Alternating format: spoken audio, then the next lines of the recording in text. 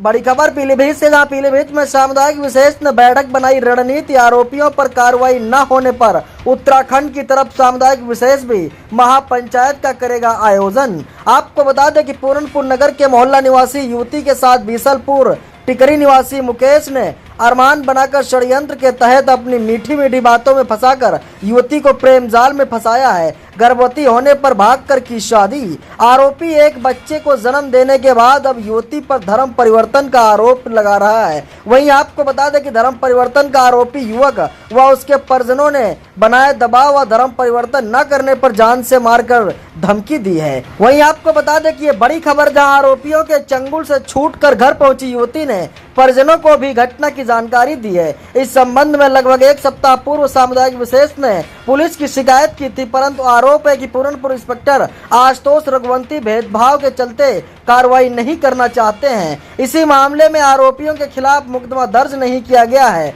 जबकि आरोपी युवक को पकड़कर सामुदायिक विशेष ने लोगों ने पुलिस को सौंपा था। पुलिस ने आरोपी युवक को कोतवाली लाकर छोड़ दिया है, जिसको लेकर सामुदायिक विशेष के लोगों में रोष है।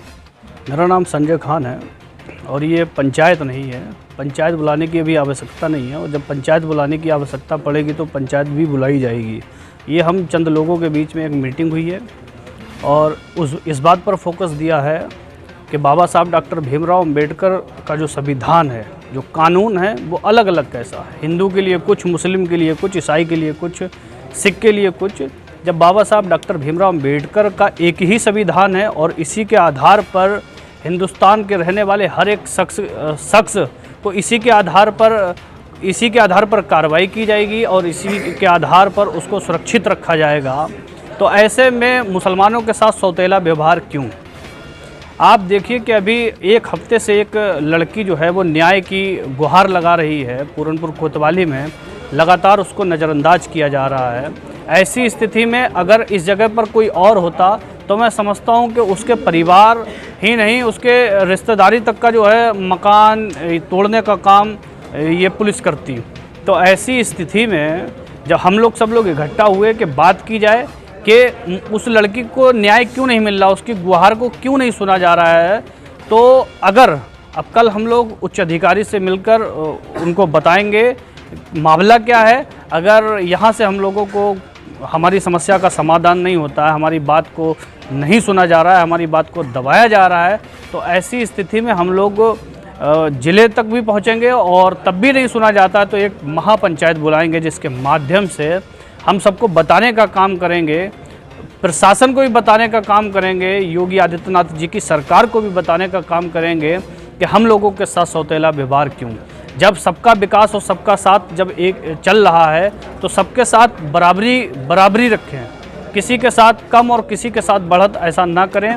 ये ठीक नहीं है, ये संविधान के भी खिलाफ है, ये डॉक्टर भीमराव अंबेडकर जी के संविधान के बिल्कुल विरुद्ध है। जो उन्होंने लिखा है उस पर कायम रहें और जितनी भी जो भी चीज़ें चल रही हैं वो सब संविधान पे चल रही हैं और हम संविधान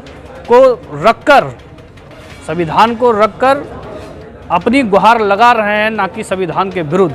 तो जो हमारी गुहार है उसको सुना जाए, बस यही हम लोगों की एक मीटिंग थी।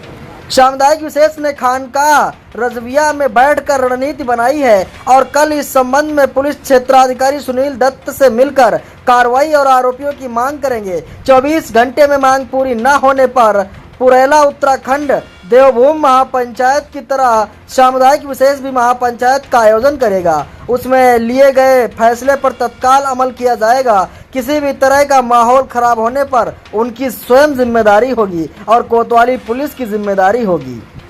मैं Muslim personal law board of India का प्रदेश अध्यक्ष हूँ, नूर अहमद अजहरी कहते हैं मुझे। दरअसल इकट्ठे क्या हम लोग इसलिए यहाँ पर आए हैं कि हमारे साथ पूरनपुर कोतवाली में अक्सर पेशतर नाइंसाफ़ी होती रही है और इस बार बहुत ही नाइंसाफ़ी की हद हो गई है। पूरनपुर कोतवाल साहब हमारी समस्या को सुनने को तैयार नहीं है। हमने उनसे गुजारिश की थी कि एक बेटी यहाँ की हमारे परिवार की एक लड़की थी, वो एक गैर मुस्लिम लड़के के साथ में भाग गई थी। उस लड़के ने उसको अपना पूरा लड़की का भी बयान है, उस लड़के का भी बयान है कि उसने ये कहा है कि मतलब लड़की ने बताया है कि उसने हमें अपना नाम अरमान बताया था और बाद में जब कोर्ट मैरिज करने गई तब उसका नाम मुकेश, और उस वक्त वो लड़की हामला थी, 4 महीने से वो हामला थी।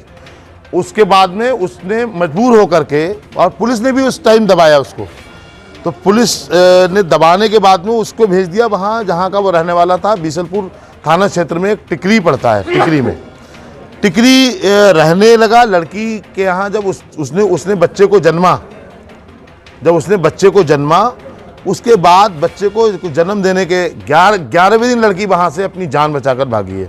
वो लोग, उसको लड़की बता रही है कि वो लोग हमें जान से मारने की कोशिश कर रहे थे और हमारा धर्म परिवर्तन कर रहे थे और हमारा नाम बदल रहे थे।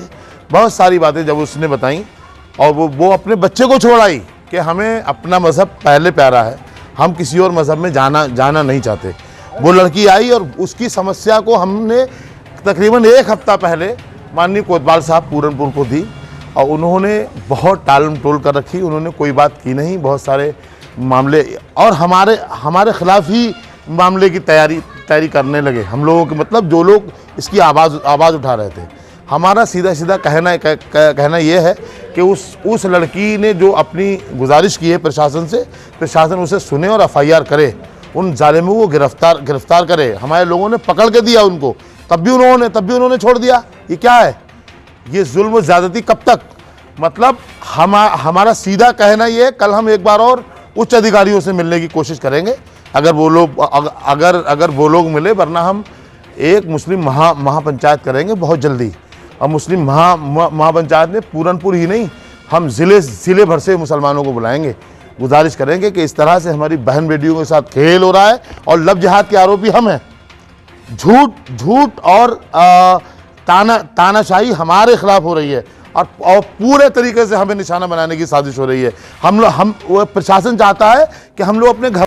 आपको बता दें कि ये बड़ी और अहम खबर IBP न्यूज पर देख रहे हैं, जहां पर सामुदायिक विशेष ने बैठकर बनाई रणनीति। अगर आरोपी गिरफ्तार नहीं होता है तो वो देंगे महापंचायत का आयोजन, जिसमें पुलिस की स्वयं जिम्मेदारी होगी। IBP न्यूज के ब्यूरो क्राइम संवाददाता निजाम अली, पीलीभीत, उत्तर प्रदेश।